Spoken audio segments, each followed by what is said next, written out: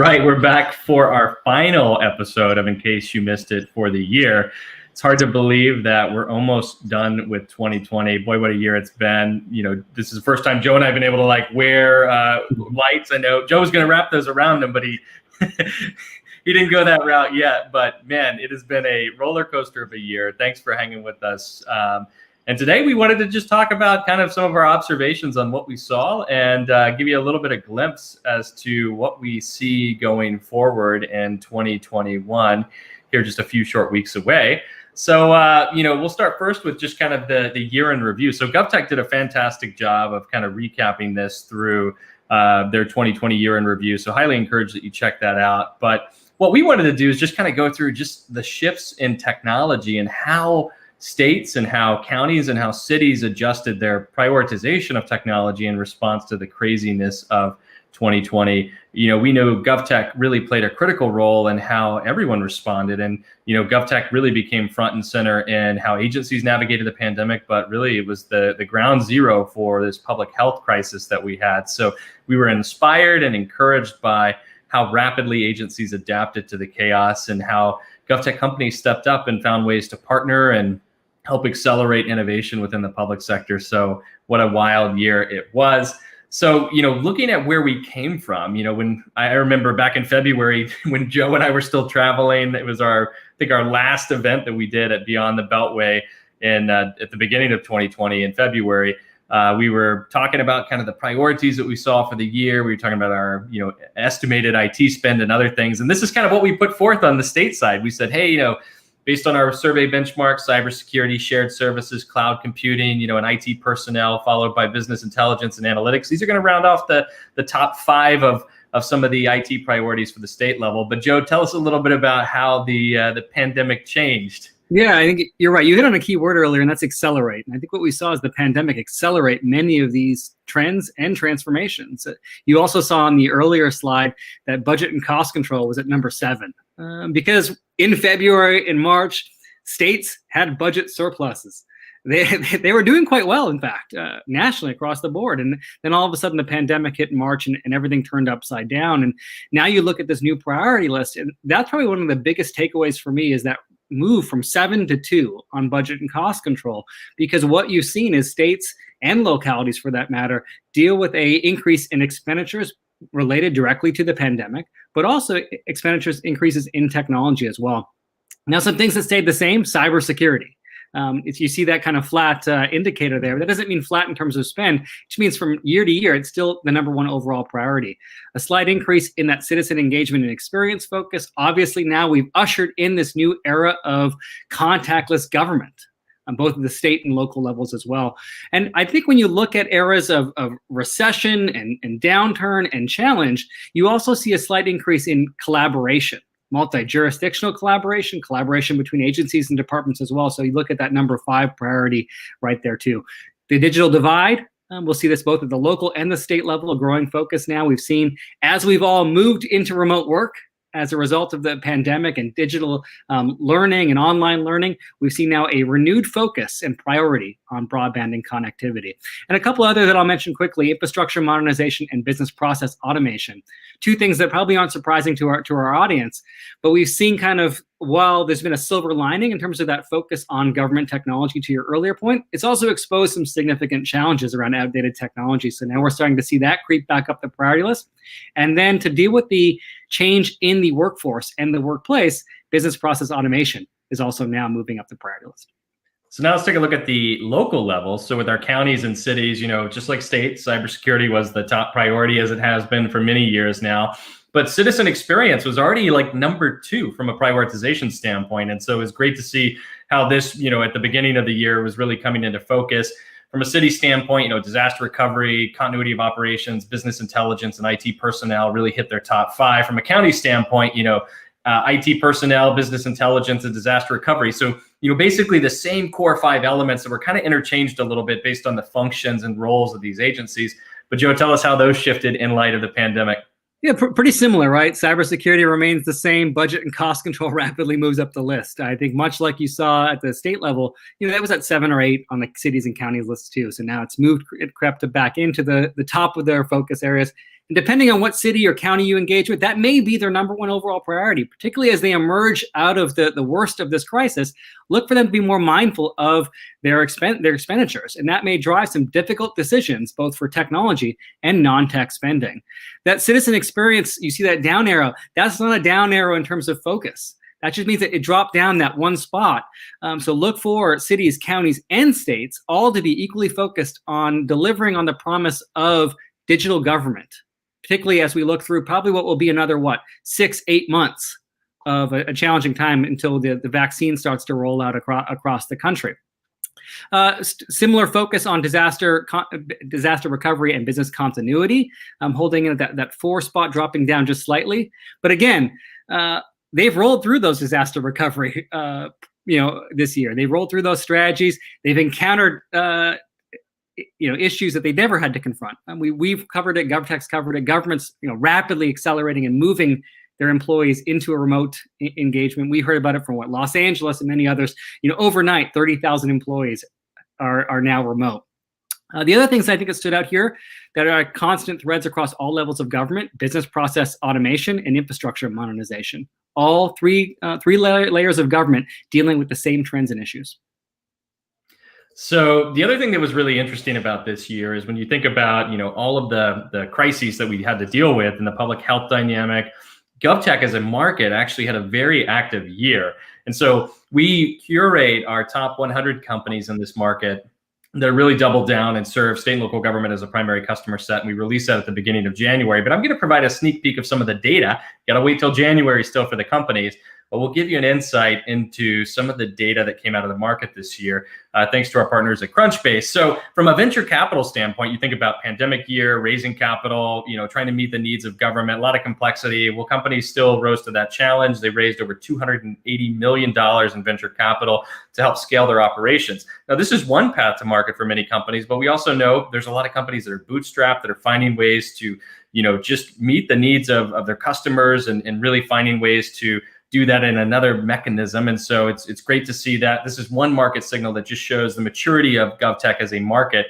We also saw another market signal around acquisitions. And so, same type of thing. We saw 6 companies acquired out of US GovTech companies, a lot more activity outside of the US, especially with those companies that are playing in the market.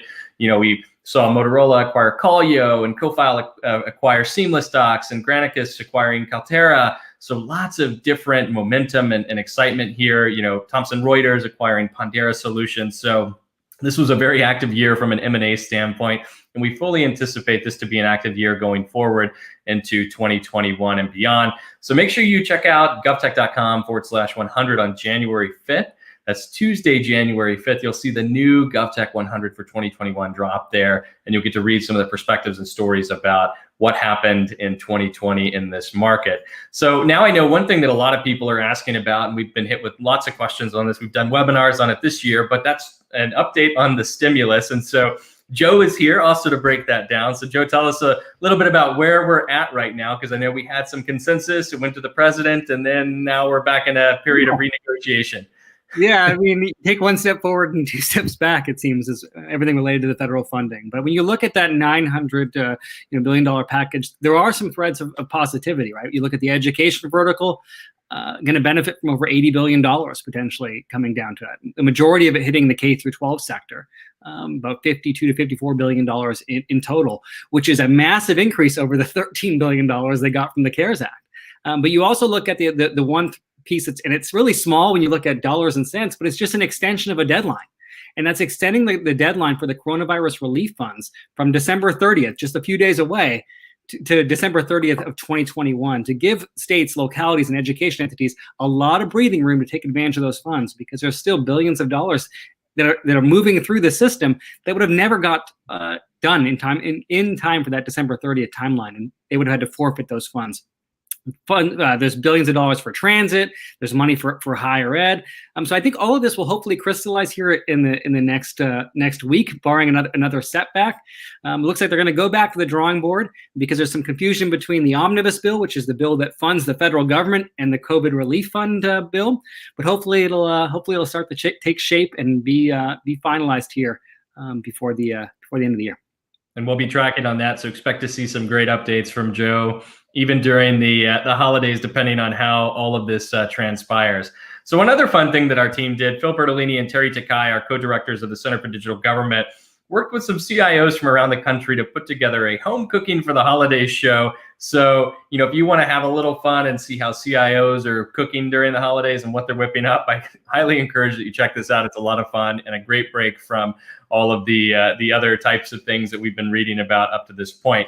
So now what we wanted to do in our remaining time is just talk a little bit about what's around the corner. And Joe and I have been kind of analyzing our survey benchmarks, looking at different things that are happening across the country. We've put out a number of these kind of, what you have come to recognize as these new normals, or this is our new normal guidance on some of the priority areas. And these were kind of the 8 macro buckets that we saw going into 2021. But we wanted to get a little bit more granular because a lot of focus right now is going to be on the first half of the year. We're going to kind of reevaluate where things are at the 6-month mark. And, there could be a return maybe to an office environment at that point. But going into 2021, we've been asked kind of what are those core areas of focus? How are people looking at using the coronavirus relief funds to maybe go and tackle some of these challenges? So I'll start first with kind of number 5, and that's around technology and process modernization. This has been an ongoing theme that we've seen throughout this year, but we know that there's a huge emphasis on the foundational elements of technology and making sure that they're ready for whatever comes next. And so there's a lot of things that are kind of bucketed into this when you think about continuity of government and disaster recovery and other things. Well, you got to have an infrastructure and a foundation that can support whatever comes next, whatever that might be. And a lot of the processes weren't modernized on the technology that was. And so now there's a huge focus on how do we reconcile and re-engineer some of these processes to take out physical elements, maybe a physical signature, maybe something that had to go through an archaic approval process. How do we streamline those processes for what comes next? Joe, what's number 4? All right, so looking at workforce augmentation and automation, and we got a comment here from our friend of the show and our friend Doug Rogers wanting to see if AI would crack the list here in priorities, and it does. I think when we saw this, when we did a piece of work just in October around the use of AI at the state level, and you compared that to our work in 2019, robotic process automation had rapidly moved up the priority list, and that largely centers around the workforce. But to your point, Dustin, when you look at one of the big takeaways from this past, whatever it's been, 10 months, it's been this move to remote work, right? Across the government landscape, and survey after survey, event after event. The polls keep coming back that remote work is here to stay and will be critical going forward to agencies' long-term strategy. You can see one example of that here. But when you look at it, it's not just this temporary move to remote work, which is what we saw in the first 3-4 months of that transition, right? People setting up at their kitchen tables and working wherever they can. Now it's, hey, we're going to be working remote indefinitely, potentially, depending on your role, and we got to set you up with the tools to succeed. So those are collaboration tools, those are those automation tools, those are the digitization of processes. To your earlier point about someone's job was to take that piece of paper from the one workstation to the next, all that has to be replaced with new ways of doing that business. And then you also think about it from the human resources perspective. We're starting to see now shifts in that conversation around hiring, around empowering employees, tracking performance. So I think we're at the very beginning of this discussion of the future of work that is now going to be accelerated because of what we saw in 2020. Yeah, totally agree. So number 3 comes in with contactless government experiences. So we've been, really looking at the holistic experience of government and tracking how the website is no longer the front door to government. It's an important channel, but now there's all these new channels emerging. You have chatbots, you have social media, you have messaging applications, native mobile applications, lots of things that are happening here. And now all of these services, all of these experiences have to be built in a way where you can have a contactless engagement as a part of it. So expect to see, in addition to the process modernization on top of some of the legacy technology modernization, expect to see this focus on ensuring that experiences can be done without that physical, contact, and they can be done completely online, and starting to find ways to do things that, like DMV and other types of experiences where you always had to go in person. Expect to see some of the bureaucracy around changing these dynamics to also be lifted. I mean, we're starting to see jury selection through Zoom and all kinds of new things that wouldn't be possible before, but a lot of the restrictions on doing so were lifted as an emergency response to the pandemic. And so there should be some legislative activity that kind of encompasses this, that allows these activities to continue going forward and moves us into this era of contactless government. We put out a survey as a part of our Government Experience Awards program to just understand what type of experience layers we'll be focused on in 2021. And, single sign-on kind of was one of the biggest ones that we saw with cities and states. We're really interested in trying to seamlessly integrate different experiences, different logins for different departments and different functions, and create kind of a one-stop shop that's really personalized on the user. Native mobile applications came in at a close second. And then, finding ways to kind of meet people where they're at through live chat, through messaging applications, through location-based services. So lots of great things ahead there. And everyone's number one overall priority, but this number two here for today is cybersecurity.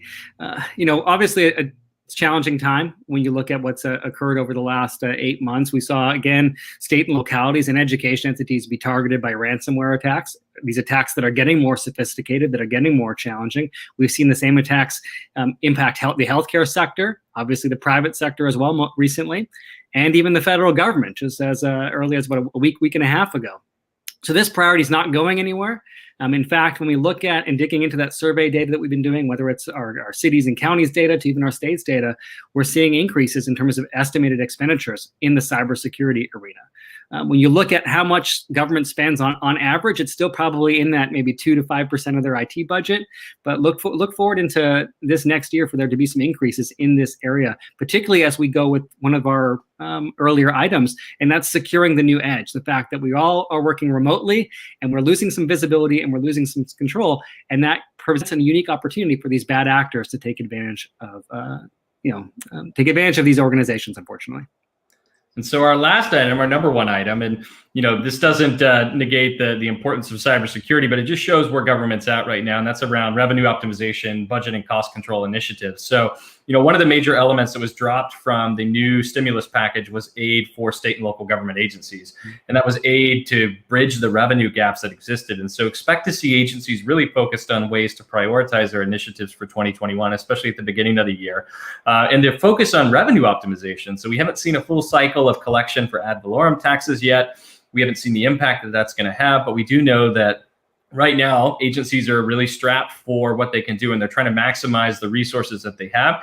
And so expect to see a lot of emphasis on really maximizing those assets, finding new ways to leverage them, new ways to maximize collection activities, but also how to prioritize, how to use data to prioritize what should be done, how to use data in new ways to inform decision making. So this will be a growing area of focus. We do know that the Biden administration has signaled the potential for a third package, which could have aid there for state and local government. So we'll be tracking on that really closely. But right now, the last estimate from the Upjohn Institute showed potentially a $944 billion shortfall with state and local government agencies across the country by Q4 of 2021.